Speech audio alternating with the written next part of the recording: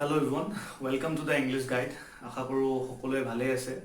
মোৰ চেনেলটোক ইমান ছাপোৰ্ট কৰাৰ বাবে বহুত ধন্যবাদ। সকলোৱে এনেদৰে ছাপোৰ্ট কৰি যাব আৰু চেনেলটো গ্ৰ' কৰাত সহায় কৰিব বুলি আশা কৰিলোঁ।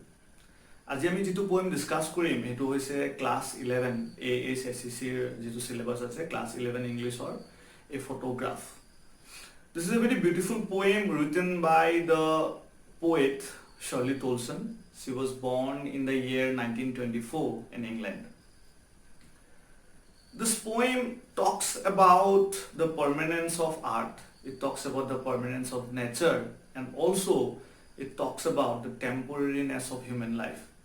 মানৱ জীৱনটো কেনেকৈ টেম্পৰেৰী হয় আৰু সেইটোৰ কণ্ট্ৰাষ্টত কেনেকৈ আৰ্ট নেচাৰ এইবিলাক পাৰ্মানেণ্ট হয় এই কথাটো খুব ধুনীয়াকৈ পোয়েটে বুজাইছে ইয়াতে। এই ফটোগ্ৰাফ আমি সকলোৱে ফটো উঠোঁ, আমি সকলোৱে জানো যে লেণ্ডস্কেপ আছে, পৰ্ট্ৰেট আছে, আৰু সেই আমি হয়তো কাইলৈ নাথাকিব পাৰোঁ, বাট আমাৰ ফটোগ্ৰাফখন থাকি যাব।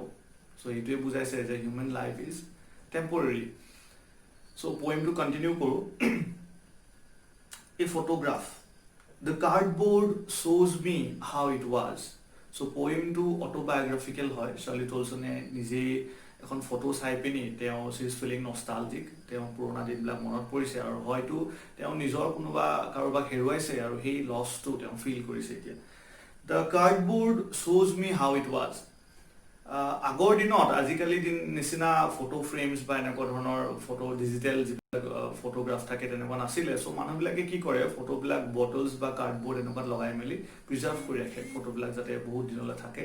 চ' দ্য কাৰ্ডবোৰ্ড শ্ব'জ me how it was. So' কাৰ্ডবোৰ্ডটোত ফটোগ্ৰাফখন লগোৱা আছে এণ্ড শ্ব'জ me how it was when the two girl cousins went paddling. So' আমি গম পালোঁ যে ফটোখনত দুগৰাকী গাৰ্ল কাজিন আছে।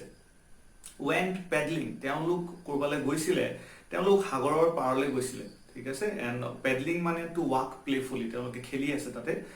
And each one holding one of my mother's hands. আমি গম পালোঁ যে ইয়াতে শাৰ্লি টলছনৰ মাকো আছে ফটোগ্ৰাফটোত। And those two girl cousins they were holding their mother's hands, her mother's hands, তাৰমানে শাৰ্লি টলছনৰ মাকৰ। And she the big girl. So' সেই তিনিজনী ছোৱালীৰ ভিতৰত পয়েটৰ মাক সকলোতকৈ ডাঙৰ, some 12 years or so. So সেই ফটোগ্ৰাফটো যেতিয়া লোৱা হৈছিলে তেতিয়া শাৰ্লি টলছনৰ মাকৰ বয়স আছিলে 12 বছৰ। All three stood still to smile through their hair. So তিনিগৰাকী তেওঁলোকে কেমেৰালৈ এনেকৈ চাই আছে and they are standing still. Still মানে একো লৰচৰ নকৰাকৈ without any movement. To smile through their hair. যিহেতু ছোৱালী মানুহ, so চুলি দীঘল হ'ব and so they are smiling through their hair at the uncle with the camera. Here we get an idea that uncle এজনে ফটোটো উঠাই আছে and তেওঁলোকে কেমেৰাটোলৈ চাই আছে। A sweet face. So শাৰ্লি টলছনে মাকৰ ফটোটো চাই ভাবিছে বা মা বহুত ধুনীয়া আছিলে, বিকজ 12 বছৰৰ ছোৱালী, it's a very sweet face. My mother's, that was before I was born. আৰু সেই সময়ত যিহেতু শাৰ্লি টলছন জন্ম হোৱা নাছিলে, তেওঁ সেই সময়টোৰ কথা কৈ আছে। And the sea which appears to have changed less. আৰু সেই সাগৰখন যিখন ফটোগ্ৰাফটোত আছে সেইখন কিন্তু এতিয়াও আছে, এতিয়াও সলনি হোৱা নাই, একেই আছে। You know, this shows that nature is permanent, but human life is temporary. সেই বস্তুতে বুজাইছে যে হিউমেন লাইফটো এইটো শেষ হৈ যাব, বাট এই নেচাৰ সদায় থাকিব। Was their terribly transient feet. এই টেৰিবলি ট্ৰানজিয়েণ্টটোৱে টেম্পৰেৰিনেছটো বুজাইছে। Transient means temporary. সেইটোৱে এই ফটোগ্ৰাফখনত তেওঁলোকৰ ভৰিকেইটা যে পানীত তিতি আছে, কিন্তু এতিয়া সেই সাগৰখন আছে কিন্তু সেই ভৰিকেইটা আৰু সেই মানুহগৰাকী তাত নাই, সেইকাৰণে টেম্পৰেৰিনেছটো বুজাইছে। Some 20-30 years later কৈছে যে হয়তো তাৰ 20-30 বছৰৰ পিছত মায়ে সেই ফটোখন চাইছিলে। she would laugh at the snapshot মানে সেই photograph. okay, see Betty and Dolly, she would say. okay, so কৈছে যে মায়ে হয়তো সেই ফটোগ্ৰাফখন চাইছিলে, চাই পিনি কৈছে চোৱাচোন বেটি আৰু ডলিক।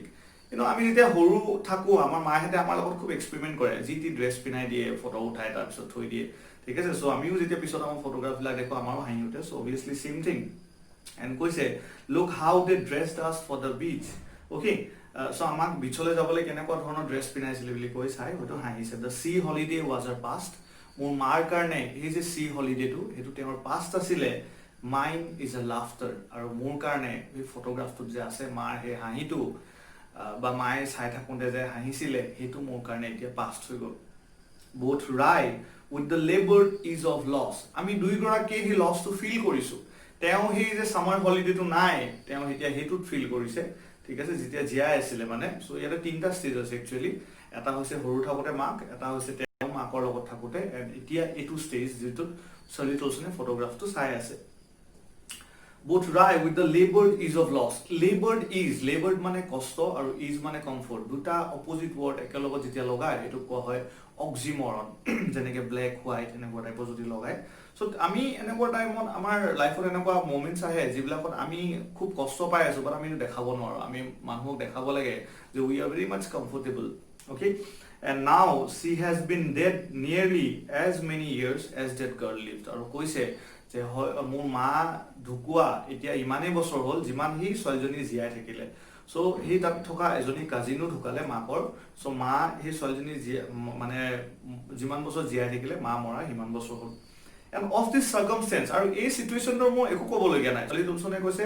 I have nothing to say at all because you know death is natural আমি সকলোৱে জানো যে death তো আহিবই we cannot deny it আৰু death is যেহেতু natural আৰু সেই কাৰণে কৈছে of this circumstance there is nothing to say at all তাৰ একো ক'বলগীয়া নাই মোৰ it's silences আৰু এতিয়া কেৱল নীৰৱতা সকলো যে এতিয়া নিজান হৈ গ'ল চাৰ্ডি অলছনৰ কাৰণে কাৰণ এই আমাৰ যেতিয়া কোনোবা আপোনজন আমি হেৰুৱাও সেই লছটো অকল আমি নিজে বুজি পাওঁ we can feel that absence no other people can you know rest in peace যে দিয়ে হেবিলাকে আমাক কেতিয়াও হয়তো এই বস্তুটো ফিল কৰিব নোৱাৰে ঠিক আছে আমাৰ এটো ফিল আপ কৰিব নোৱাৰে it's silences এতিয়া কেৱল নীৰৱতা